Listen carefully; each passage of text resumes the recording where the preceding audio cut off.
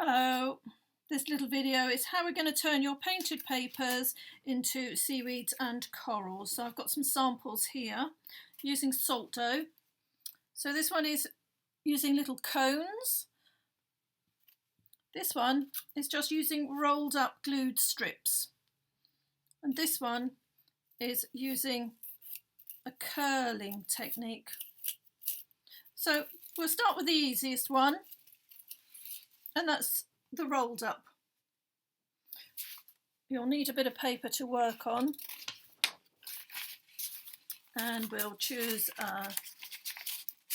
any one will do. Now, depending on the length, I think we'll cut it in half this way. We'll do various lengths. So let's do a few long ones. I think we can get 3 out of this piece.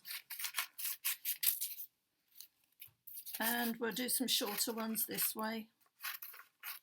Maybe 4 or 5. There we go. So the glue I'm using is PVA with a bit of water, about half and half.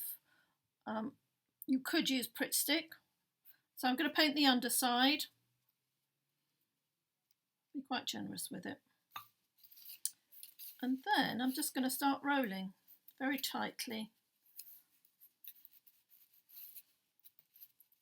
There we go. And then you want to start squeezing it. You could give it a little twist.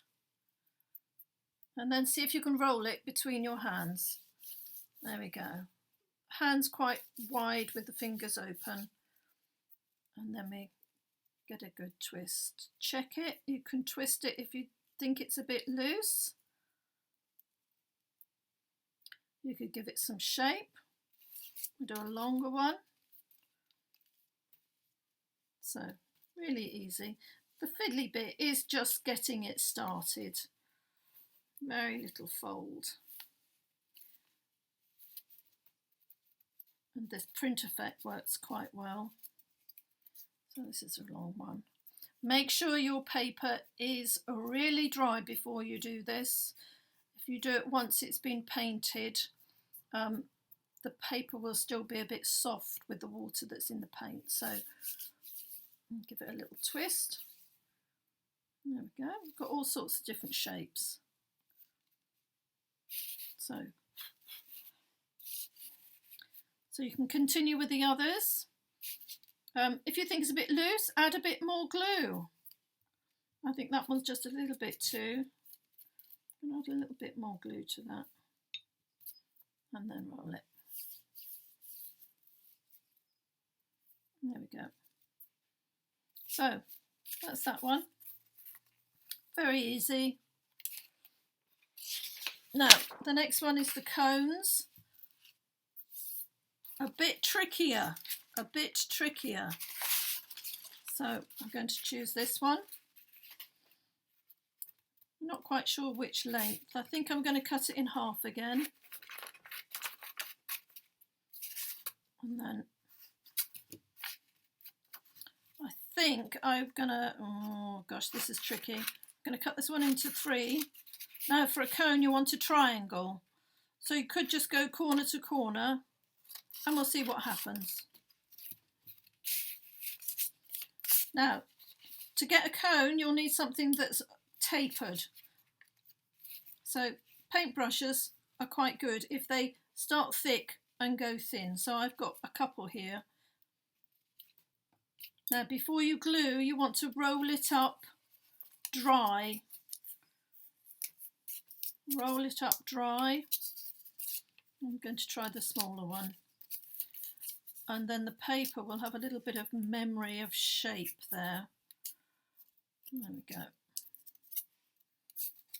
And then you can just put a little bit of glue on the inside. Now I found with this one you do have to hold it for quite a while for it to keep its shape. And a plastic paintbrush is probably better. There we go. Because it will slide off. just going to try cutting a different way here. I'm going to try and cut in a little bit there, about a finger width in, and then join it up. So that instead of having a pointed triangle, I suppose you could just cut the end off that one, we've got a little square edge. Let's try that one again. I think that might be better. So start rolling it, dry, roll it a bit, give it some shape memory, a little bit of glue along the edge. Take your time. There we go. You can roll it. Now, if you're using watercolour paint, some of the paint will come off, but don't worry. I guess with Pritt Stick it will probably, and then I'm going to pull it out before it sticks. And that hasn't overlapped that well. So if you're not happy, go back, redo it again. There we go. So we're getting little cone shapes. I'm going to just do one more. So experiment with the length that you can create. You can do short and long, give it variety.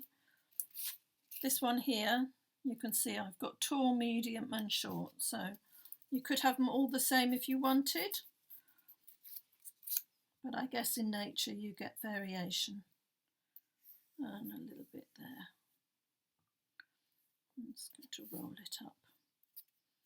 Hold it with your fingers maybe. There we go. Pull it out. Let them dry. And these can go in your little lemon shape coral stands. There we go.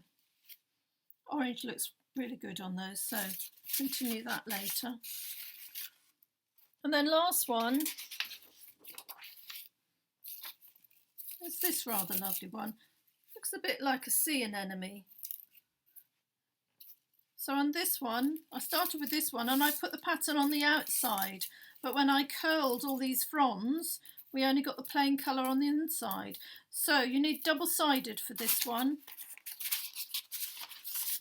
So this is double-sided. If you've got white on one side and you decide you want to do that, just give this a coat of colour. So that one, I did it the wrong way round. I put the pattern on the outside and I should have put the pattern on the inside. So on this one, I put the pattern on the inside. You can see that's just the plain. So I'm just going to trim this down a bit.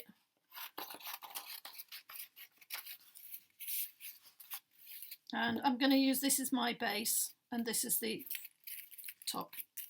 So you can use a paintbrush just to start yourself off. Now you could put a bit of glue at the bottom here just to secure it. I think this is going to be rather a large one. And just a little halfway up. You don't want to go any further. Okay, so just imagine that that has dried and then you want to cut down. So nice sharp scissors will help.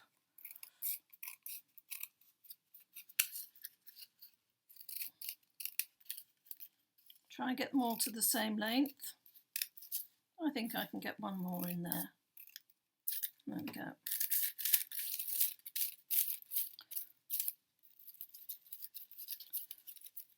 And then we've got the pattern showing on the inside. So it's a bit like when you're making a bow on a present with your ribbon. You want to get the underside or the back of a knife. You want to fold it over and give it a little pull. Oops, you see, that one's wet. So yes, go carefully. because it's not the strongest of paper, photocopy paper. So you can go round and start curling. We'll get a little sea anemone, one at a time. Obviously you'll have more time,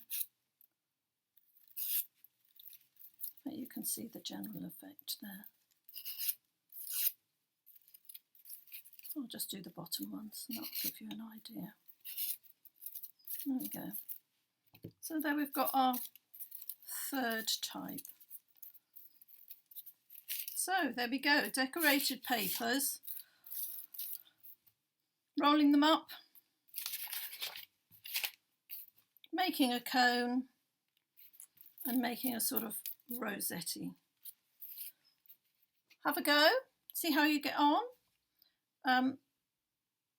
Paint your little bases. I've just done these with plain colours. You could put a double layer on so you get a little effect. I've got one here where I've done it red to begin with, right into all the grooves, and then I've just gone over the edge very gently so that I've got two colours, but that's given it a good effect. I might do that with this one, go over it with another colour so we get red rings. Okay then, there we go, seaweed coral painted papers. Have a go.